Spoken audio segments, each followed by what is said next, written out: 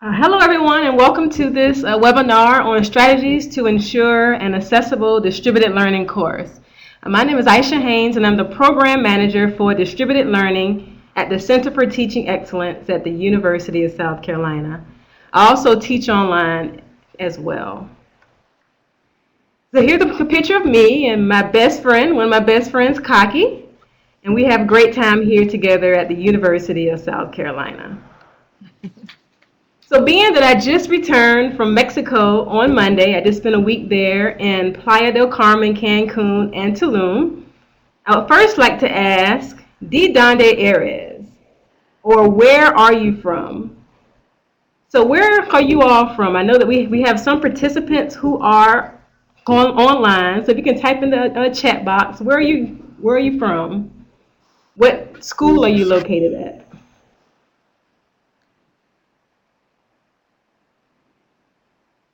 We got USC Aiken, USC Aiken via Sumter, USC Aiken. St. Petersburg College in Clearwater. So nice to see you on here, Cedric, as well as Deborah and Tom Smythe and Veronica. All right, thank you. Imagine that you are enrolled in an online course and you attempt to access course materials, but you can't because these materials are not accessible. Imagine that you are a student who is sight impaired or blind, and your screen reader lets you know that there's an image in Blackboard, but you have no clue what that image is because alternative text is not provided. Imagine that you are a student who is deaf or hard of hearing, and you try to watch that very important Getting Started video, but you can't because captions or a transcript has not been included. Imagine that you are a student with a learning disability or a student without a disability at all, and your course is not easy to navigate. How would you feel? What would you think? What would you do? One of these scenarios could easily be a scenario that one of your students faces if your course is not accessible. Research shows that students with disabilities sometimes require unique support in the online learning environment, and many educators actually assume that all course materials available online are accessible. In fact, a recent survey of online instructors found that 80% of these instructors did not consider accessibility at all. And with this, we're not just talking about those students who are deaf or those students who are blind, but students with all types of disabilities, learning disabilities, invisible disabilities like ADHD or traumatic brain injury or psychological disabilities. These students may be less likely to self-disclose to the institution or even to the instructor due to the potential impersonal nature of the online environment. So as educators, it's very important for us to consider the needs of students with disabilities when designing online courses that benefits these students as well as all students.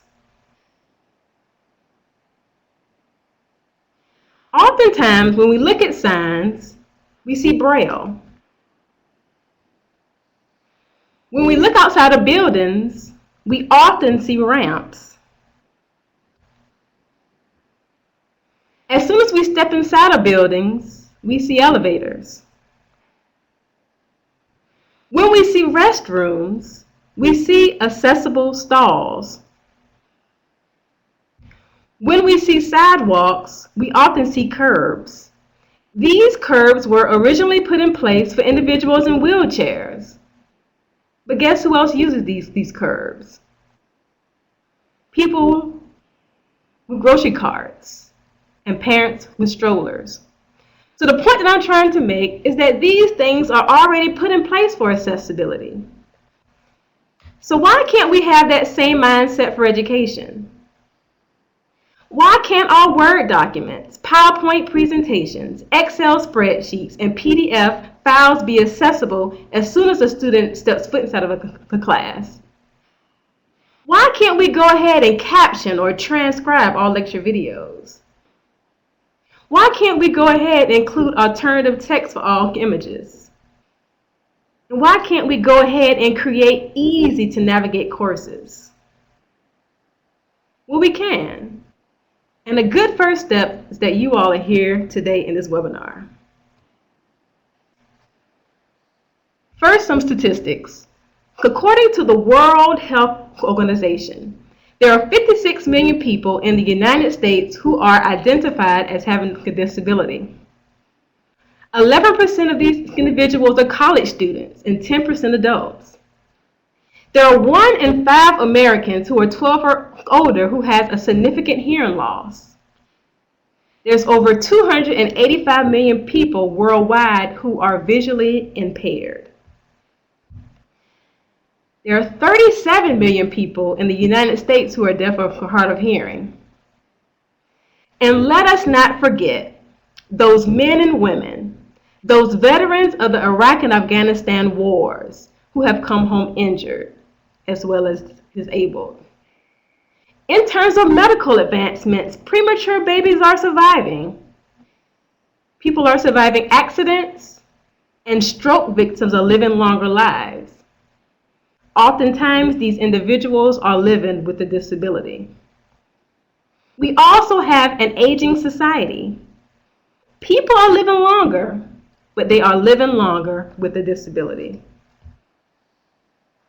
So now to test you all's knowledge of who's been listening, what percentage of college students are identified as having a disability? Let's see who's been listening.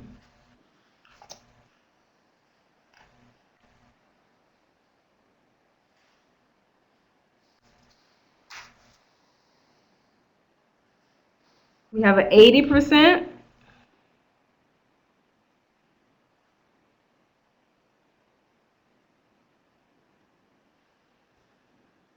The answer is 11%. 11% of college students are identified as having a disability.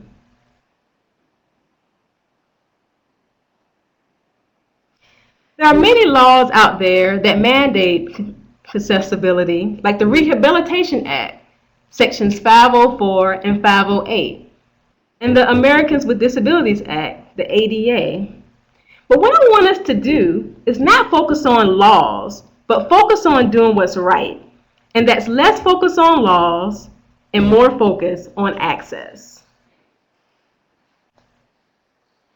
Many times when I work with faculty, I get the questions, well, why can I make my course accessible when a student discloses? Or what are even the chances that I will have a blind or deaf student in my class? Well, at the University of South Carolina, we're trying to be proactive and not reactive. We're trying to put things in place that help all students learn and not the majority of students. And we know that's a team effort. The Office of the Provost is on board. The Center for Teaching Excellence is on board. Distributed Learning Support Services is on board. Our Office of Student Disability Services is on board. So now what we're trying to do is to get all faculty, staff, and students on board as well. And we know that that's a team effort.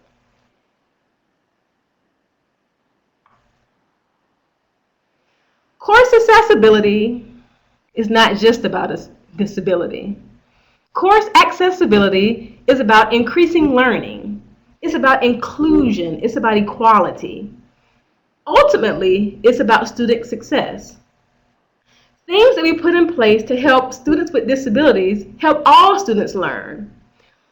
We can't forget about those students where English is their second language, or those students who like to read and hear at the same time. Studies have shown that we retain 10% of what we read, 20% of what we hear, but 50% of what we read and hear at the same time.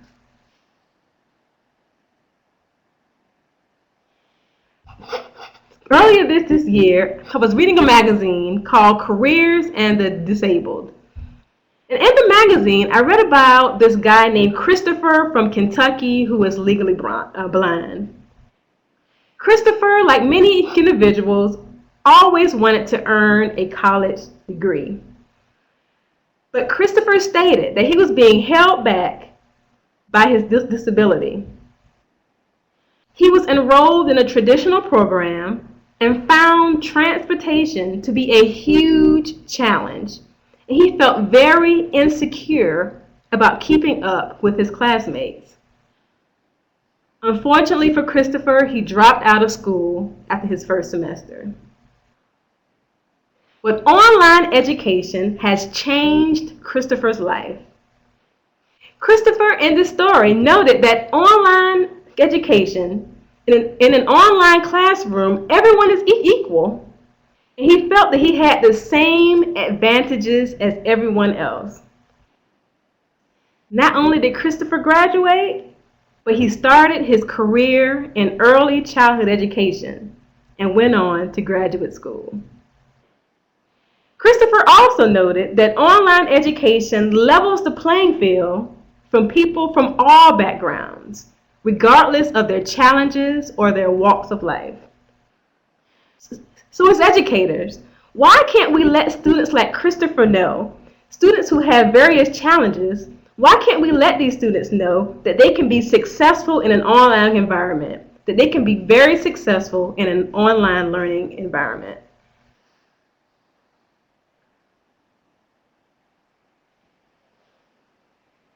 As educators, we should have this phrase stuck in our head. And I actually learned about this phrase at the Association on Higher Education and Disability Conference in Sacramento, California in July. Substantially equivalent ease of use. Basically, all students should have a substantially equivalent ease of use opportunity for all of our course materials. And we all know that there are various technologies out there. And I was able to learn about 50 plus technologies at the South Carolina Educational Technology Conference just 2 weeks ago. And I think it's perfectly fine to use these technologies, but it's very important for us to think about alternative methods when using these technologies. For instance, we can use tools like Prezi and VoiceThread that may be less accessible to students. But it's very important for us to think about alternative methods, like creating that same information in a Word document or a PowerPoint presentation so that all students can access the information. So what I'm trying to say is that it's very important for us to have a plan. Planning is very important. So when we design online courses or any course, we must consider universally designing the course which can give all students equal opportunities to learn.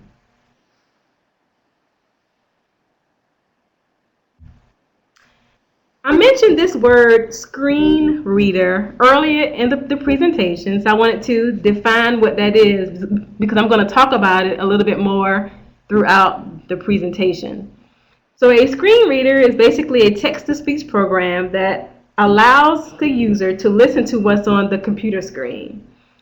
The most common screen reader is called JAWS, Job Access with Speech, Job Access with Speech, JAWS. And screen readers are typically used by individuals who are blind or visually impaired, but students with learning disabilities also use screen readers.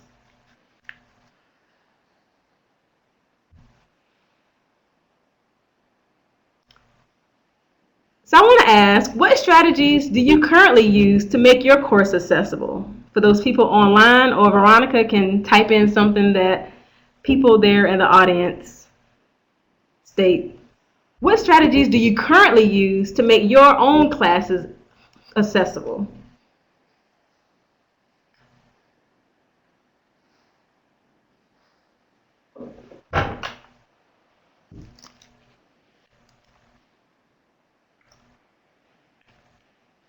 Caption videos, drag and dictate for speech to text. That's good.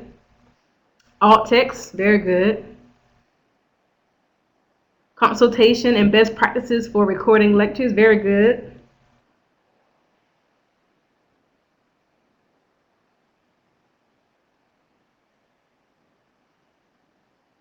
Scripts, fabulous. The AIM checklist and the Office Accessibility checkers for files.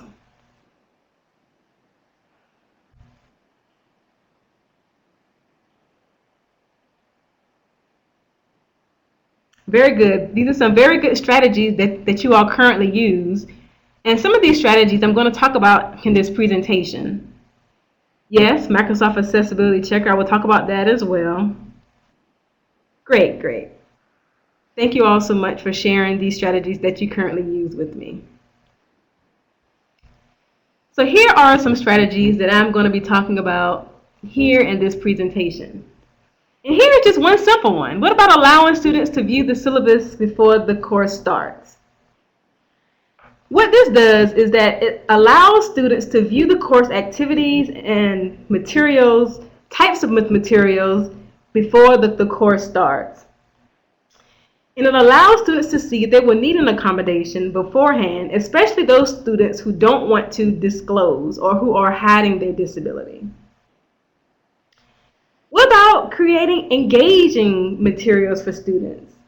So instead of creating courses where students just read, watch videos, and take tests, let's engage students with course materials and use a variety of different types of materials to engage these students.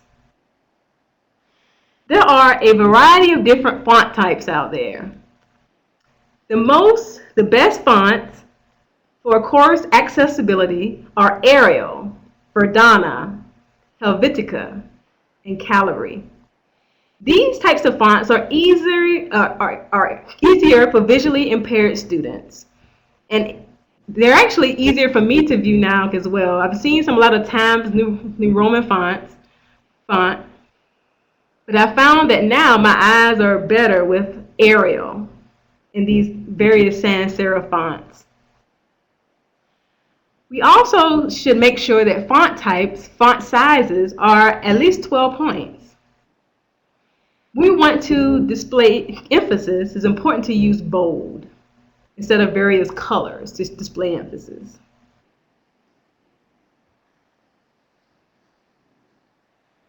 We can also use the heading feature in Word. To a JAWS user, to a screen reader user, headings are like exit signs on the highway. So we all use things like a syllabus. And there are various sections within that syllabus, like course description, schedule of assignments, and required readings. If headings are not included, then the student with the screen reader will have to read the entire document to get to these particular sections. But with headings, a JAWS user can actually pull up a list of headings and begin reading the section that they want to. It's also important for us to bookmark tables in Word. And if a table is properly bookmarked, then a screen reader will speak the column title or the row title before the column of the cell so that the user will know exactly which cell that they are within that table. And someone mentioned this earlier, alternative text for image. It's very important for us to add alternative text for all images that we post in Blackboard, on websites, or in files. When a screen reader accesses this image, it will first announce that it is an image, and if alternative text is not provided, a person using a screen reader will have no clue what that image is about. It's also important to use bullets or numbered lists for formatting instead of manually typing 1, 2, 3, 4, 5 within our documents. If it is in a bulleted list or a numbered list format, then this would actually be announced as a list to a screen reader user. It's also very important for us to properly label our links. Oftentimes when I go to websites, I see click here, but that is not a description of what the screen reader user is actually clicking. So they will have no clue what they're clicking on. But if you add a description to the link and then the link, then the screen reader will actually read the description and then read the link. Are there any questions so far?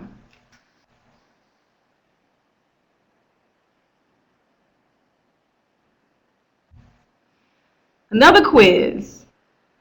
I stated earlier that there's a very important phrase that we discuss that's very important in terms of online course materials. Can anybody tell me what this key phrase is that we should all have ingrained and stuck in our head as online educators?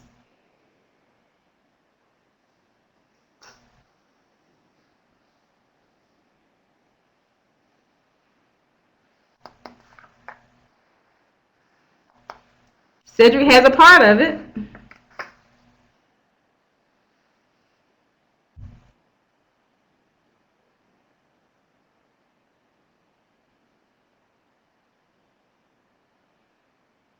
Universal access.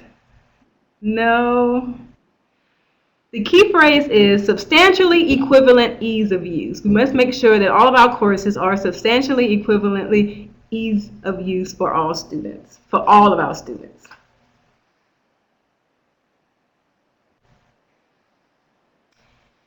Moving on to some additional online accessibility strategies. It's very important that we do not use color alone to convey messages. And this not only affects people who are blind or colorblind, but it's a poor usability practice. Poor color usage can actually affect all visitors in certain ways, perception of the message that the color conveys. So it's very important that we do not use color alone to convey messages. Rather, use the bold that I discussed previously. It's also important for us to logically order PowerPoint objects. When we create PowerPoint presentations, we often insert text boxes, clip art, pictures, and these things are scattered on the slide. An individual who uses JAWS reads from top to bottom and then from left to right. So basically, if these objects are placed on the slide in an order other than the one that you think is there, then it won't be properly read. And some information actually may not be read at all. And I'll show you all how to logically order PowerPoint objects in a minute. We also insert videos sometimes into PowerPoint. It's important for us to set these videos to start automatically. We also scan in objects, and they are usually saved as PDF files. It's very important for us to OCR, or perform optical character recognition, on these files so that these documents can actually be read by a screen reader. Once you OCR the file, then the text can also be copied and searchable. So that's very important. Within courses, is a good practice to include Word documents with PDF files in the course. I know sometimes we like to just put PDF files, but it's very important to also include those Word documents. With Word documents, screen readers can actually enlarge the font, change colors. Screen reader users can enlarge fonts to change colors.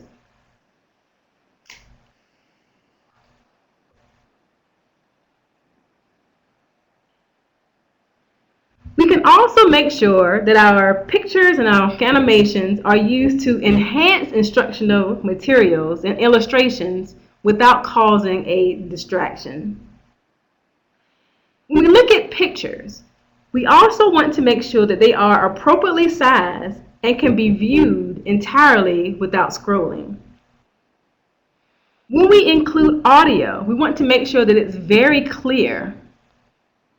When we include videos, we want to make sure that they are broken into short segments. I work with faculty who, before working with me, have liked to put up long, hour-and-a-half long videos. But it's very important that these videos are broken into shorter segments, 2 to 5 minutes, 15 minutes at the most. We also want to make sure that navigation through the course is consistent, logical, and efficient. We want to make sure that our course navigation facilitates ease of use. So now, what are some of the online accessibility strategies that were discussed within the presentation?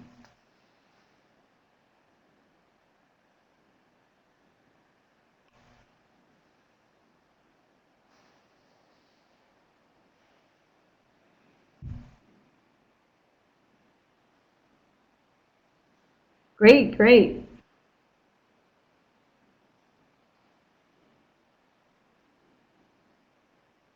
Very good. Short videos. Use bold for emphasis. Using sans serif fonts. Use bullets. Great job. Great job. There are also accessibility checkers built into the Microsoft Office suite.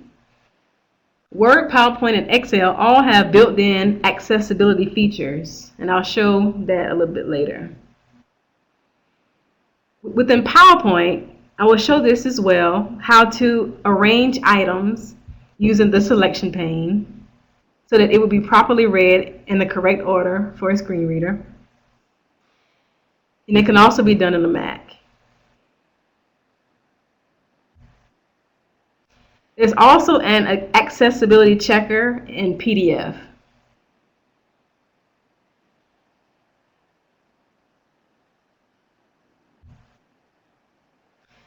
Some captioning, transcribing techniques. It's very important that we caption, or at the minimum, transcribe all of our lecture videos, and that they are viewable for students at the same time that everyone else has the video. So it's not appropriate to have some students watch a video in week 3 but post the transcript in week 4 for a student who may have a disability. But it's best to go ahead and create those captions and transcribe videos up front. Some faculty have found that creating a script first works good for them, but some say that they don't really like that too much. So what you can use is Dragon Dictation app on your iPad or iPhone. There's a little typo here. Dragon, naturally speaking, is a speech-to-text program that can convert whatever you say into text. I'll talk about that a little bit later when I talk about Adobe Presenter. You can also use the YouTube automatic captioning tool. I found it to be maybe 60 to 70% accurate, but it's a good starting place. You can go in and actually clean it up.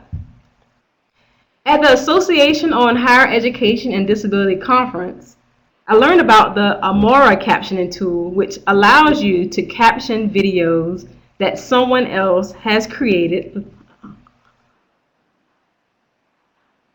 and not infringe on copyright.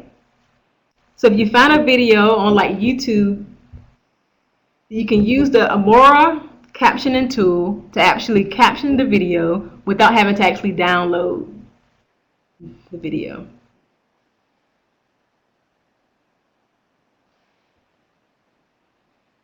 So it looks like I have a question over here.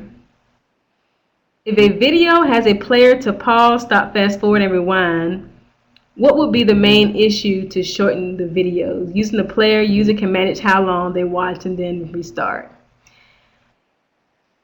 When we look at captioning videos, I think it's easier to caption a video that is shorter. So let's just say that you have a 5-minute video. I would personally think it would be simpler for me to go ahead and knock that 2 to 5 minute video out instead of having to transcribe this 30-minute long, hour-long video. Also, it helps with the attention span of students. If they say, okay, I have to watch this 2 to 5 minute video or this 10-minute video, then I can watch that video, then take a little pause or take a little break and actually try to digest that smaller segment of material that I just learned. I think it's like a psychological thing as well. I can watch this 5-minute short segment, digest it, and then move on to the next segment instead of having watched this 1 hour long section. I think the students will probably see if they have like this long video, there's going to be a lot for them to have to watch, and they probably will only watch a little bit of it. They may not watch the whole thing. I see that Cedric is typing. I'm going to see what his question or comment is.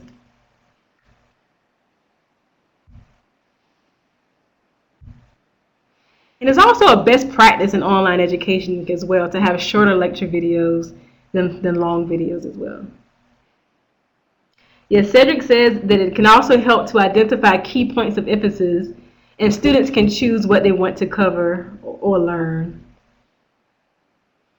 What I like to tell faculty to do is to create these short videos based on topics. A topic per video. Thank you so much, Cedric.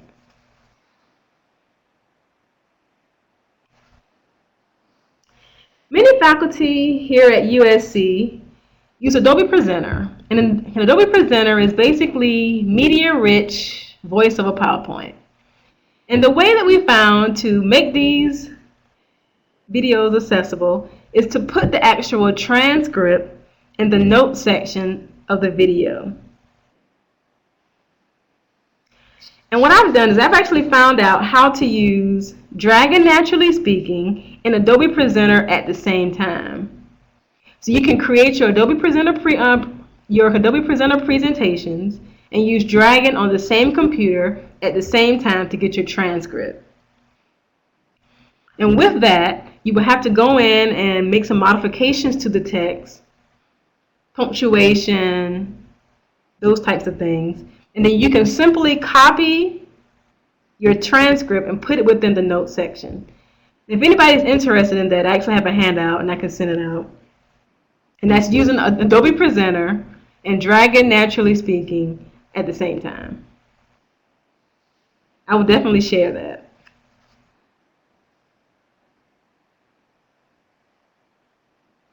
There are also some other tools that faculty use for lecture, and that's Screencast-O-Matic, which is a free version. There's no download, which is great, and it basically records whatever you are doing on your computer screen. With Screencast-O-Matic, you can actually upload this video to YouTube and then use the YouTube automatic captioning as a start for you to make your video accessible.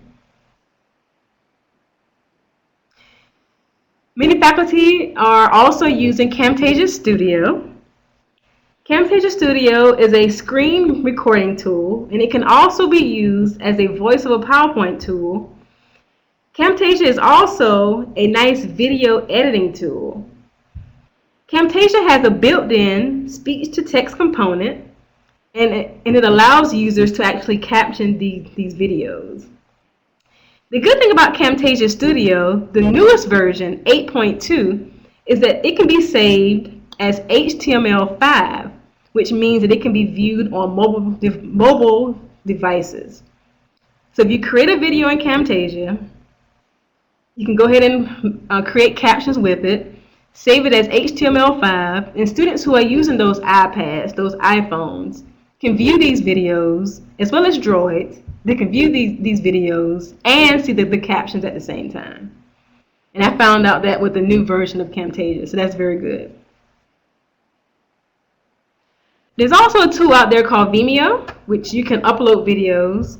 And there's a free version where you can upload, I think it's about 500 megabytes per week. And the good thing about Vimeo is that it has a closed captioning capability as well.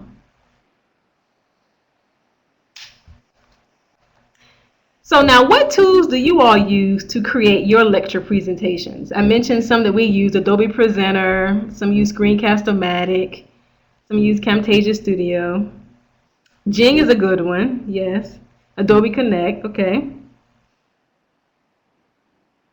Good, good, good, good.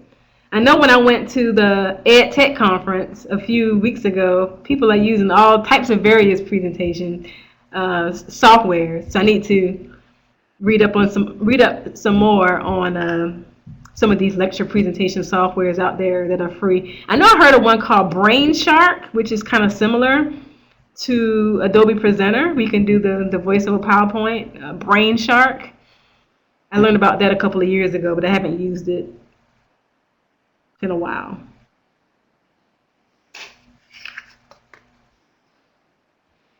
I would also like to share with you USC's Accessibility Checklist, and that's the link there. And it gives a how-to guide on how to make your course accessible using USC guidelines. And so things like how to apply headings, how to do alt text, how to OCR documents. And this document was created by our Office of Student Disability Services with some input from the Center for Teaching Excellence. And so that's the link there that'll take you right to USC's accessibility standards, as well as a how-to guide on how to meet every standard that's on the checklist. And I see we have another software called Office Mix. The link isn't working. Maybe Veronica can copy a link that it worked for me earlier today. I'm not sure why it's not working. That's it as well. I'll just put one in as well, the long link. So now what I'll do is actually demonstrate a few things here. So let me share my desktop. Are there any questions first?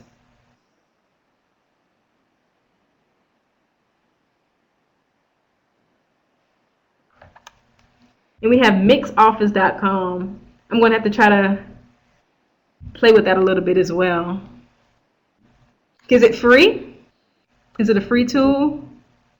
MixOffice? Thank you. I'll check that out.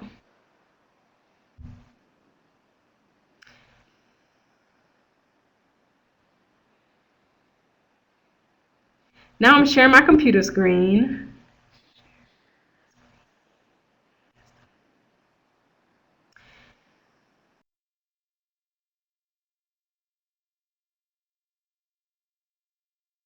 So here we have a Word document, and we're going to make it more accessible. But first, I talked about the built-in accessibility checkers that the Office tool has built in. So we go to File, Check for Issues, Check Accessibility. Then you will see the errors here. Missing alt text. It also shows why we should fix this and how to fix it, which I think is very, very helpful. Why fix it as well as how to fix it.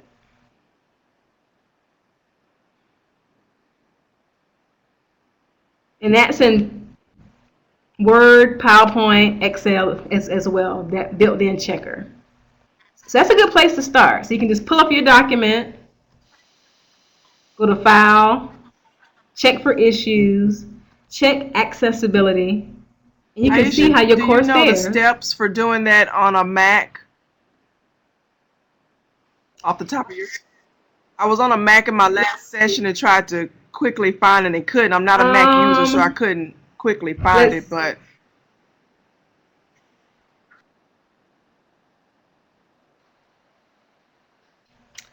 I'm not sure because I'm not a Mac user either. Let me see. Let me look through my notes to see if I have anything about Mac. No, I don't know. I don't know how to do it on a Mac. Okay.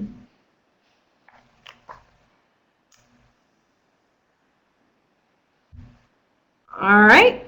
And one of the things that I talked about is Aisha, creating accessible fonts. are you sharing Having your accessible screen font or types. sharing a So you can document just do to select all. connect? Mm-hmm. Okay. Sorry. Can you not see it, Dr. Smart? I'm sharing my screen. I Okay, I Can see you it. see that? Dr. Smythe was questioning, so I wasn't sure if he could see it or not. It should be a Word document. Okay. Yes. Can you see it now? Because I can't really see the chat right now. Okay, great. I'm sharing my desktop. Okay. So I'm basically going to go ahead and change this font type to Arial, which is one of the sans serif accessible fonts. That's pretty simple. So the next thing I'm going to do is add a heading, add headings. Headings are really, really easy. At the top here, you will see that there are headings already here for us. What you can do is highlight your information and select a heading if you see one there that you like. But if your document is already formatted how you want it to be, like mine is Arial bold 12-point font, and I like that. So what I can simply do is right click where it says heading 1 and say update heading 1 to match selection. So now my heading is there and it looks exactly how it did before. You can just check it by just clicking on the title and seeing at the top here that it now says heading 1. Let's try adding another heading. Let's just say we want to change map of South Carolina to heading 2. So just like we did before, you can simply highlight your text,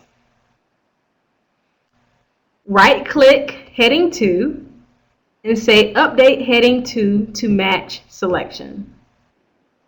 So now we have a heading 1 as well as a heading 2. So now if a person is using the screen reader, they won't have to read through the entire document to find these various sections. They can basically skip to these sections to read these various sections. Any questions about headings?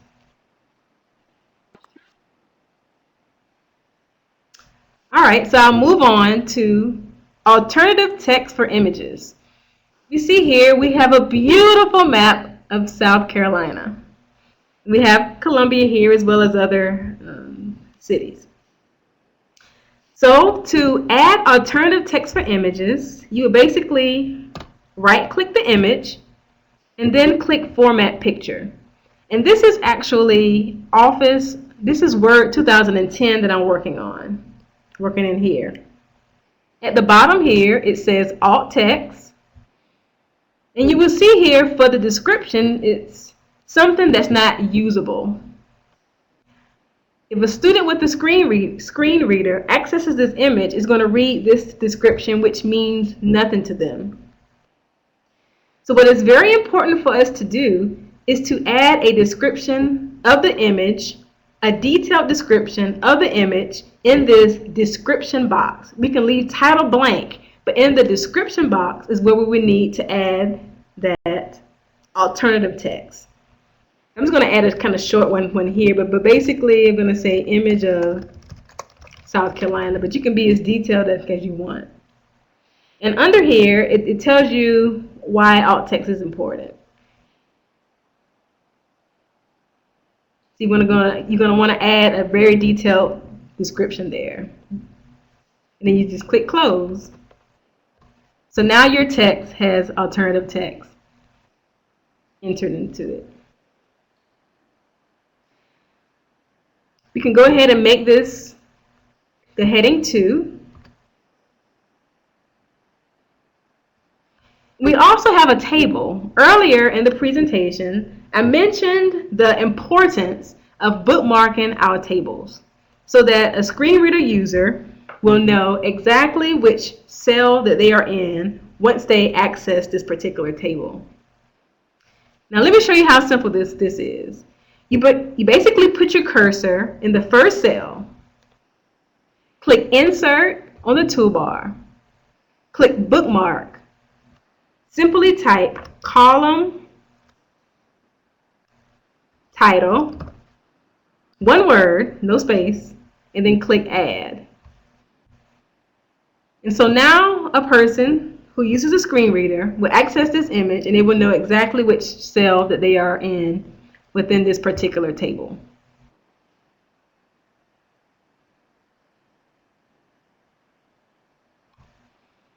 Any questions about Word documents and what I've discussed here in Word documents?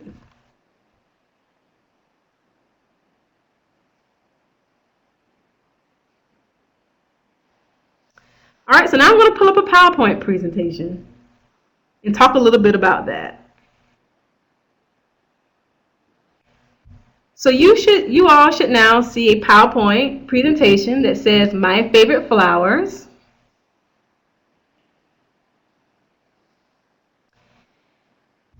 And earlier I talked about arranging PowerPoint objects so that they are in correct reading order for a screen reader.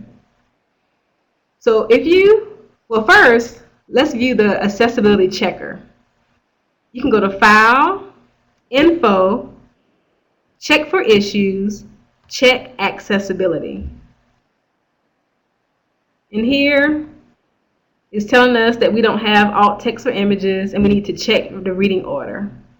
So that's a good first step. When you open up your PowerPoint presentations, you basically go to File, Info, Check for Issues, and then Check Accessibility. And you can see the different errors that you would need to fix. So back at home, where it says Arrange, you can click Selection Pane, and this will show you the order of objects on a particular slide. And the last object is actually read first. So here is Title 1. That will be read first, and then Subtitle will be read second. I think that looks pretty good. Let's go to our second slide. Title, yes, that's good. Content placeholder, perfect. Our third slide, we have title, that's good. Picture 2, that seems like the correct reading order. Then we insert this text box, and we have an issue here. What should be read next is where it says yellow, primary significance, friendship, joy, get well. So what we can do to make it to move this to correct reading order is to simply click that particular text box and click where it says reorder, simply click the down arrow. So now we have title, picture, text box 5. That's good.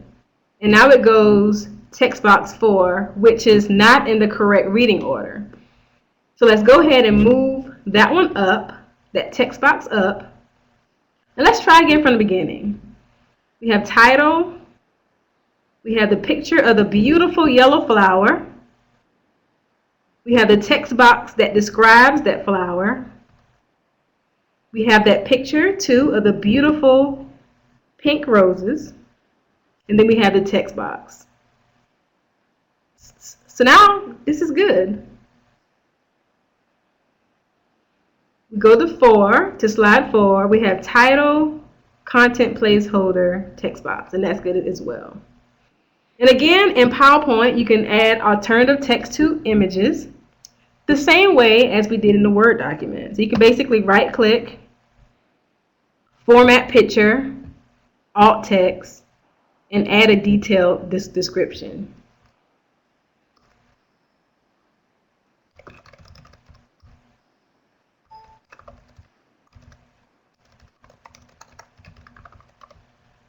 and then click close. So now that particular image has alternative text. And you would do the same for all of your other images as well. Any questions about PowerPoint?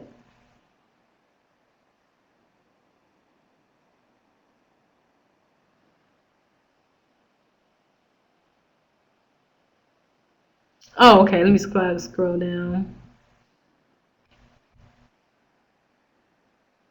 Do these accessibility issues identified by the Microsoft tool carry over to PDF when you make updates? Yes. Yes. Once you make a document in Word accessible, then it will be carried over to PDF.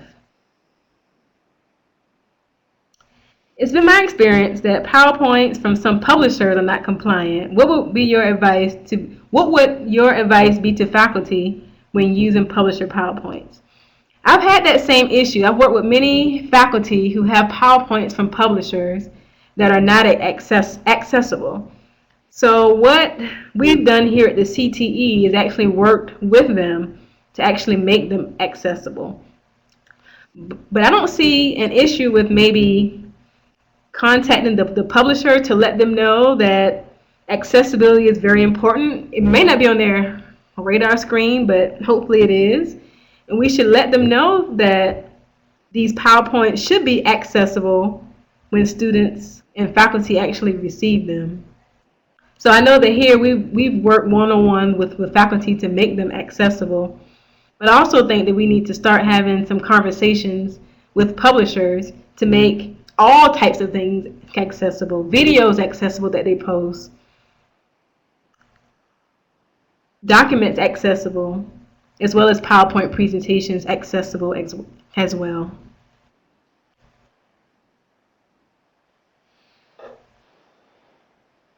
Any other questions?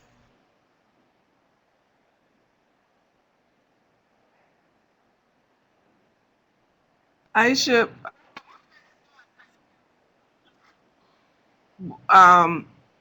there was a question that came up, I think, on Monday in another session about how, as designers, we try to help faculty increase interactivity and engagement in courses with the use of various games and learning objects of that sort. Now we're having to be mindful about ADA. What's your advice when we're faced with that situation? I know one person said, as long as the object is the person can maneuver with the tab button, it should be okay. But what has been your experience, and what would you advise when we're talking about creating these extra bells and whistles?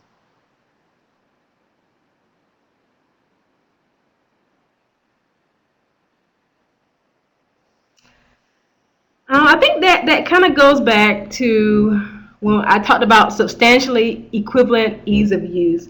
I think it's fine for us to use these various technologies, but I think that we need to have a backup plan in case someone enrolls into our class on how we can make this same material accessible to them in maybe a different format.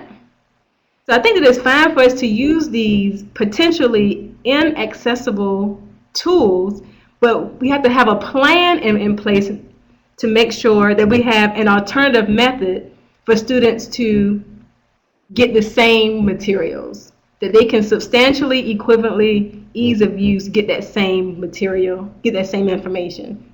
So maybe we can keep the game, but we may have to think about how we can turn this game into a more accessible format. Do you guys for that have particular support student if they need an accommodation? If a person approached you with an object, whether they created it or obtained it from somewhere else, if they brought it to you, do you have support or means of finding out if that object is accessible?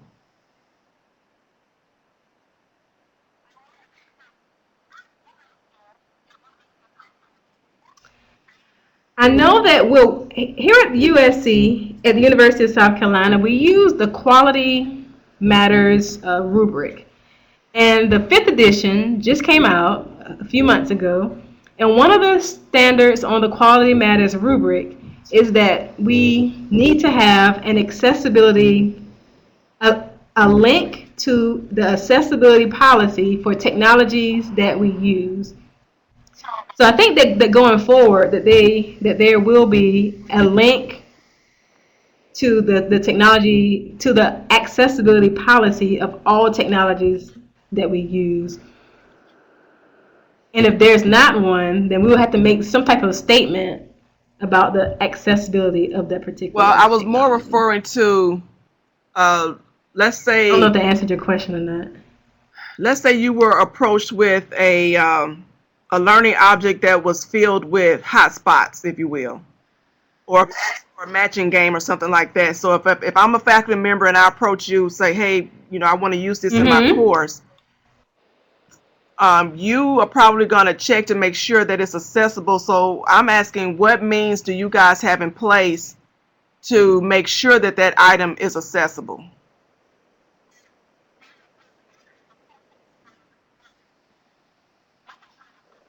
Oh, well, here at the CTE, we're making sure that the faculty have a minimal level of accessibility built into all courses. If we have additional questions, then we will contact our Office of Student Disability Services to have them tested out for us. So at the CTE, we currently don't have a means to test objects, but we have a great relationship with our Office of Student Disability Services, who has all types of assistive technologies and various things that they can Is check that courtesy to see if extended to that the other particular campuses? technology is accessible.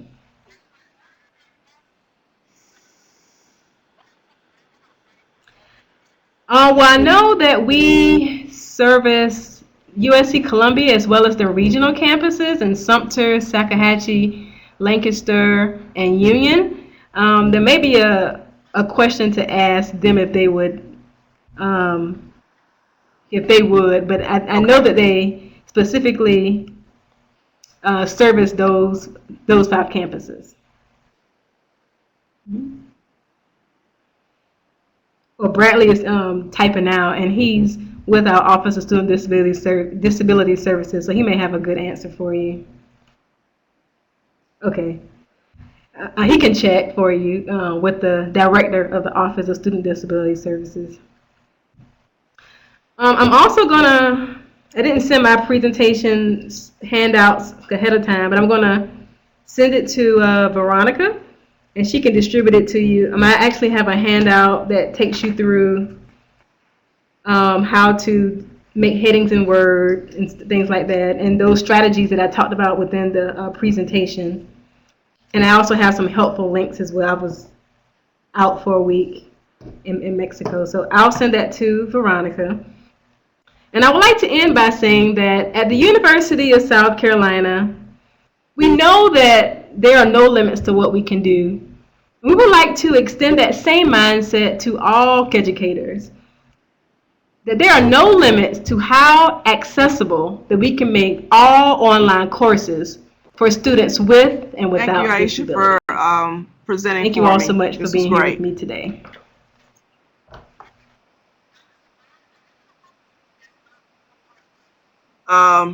In the classroom, No there's problem. 3, but you And had a total Veronica, how many of people are there with 14 you right to now? chime in.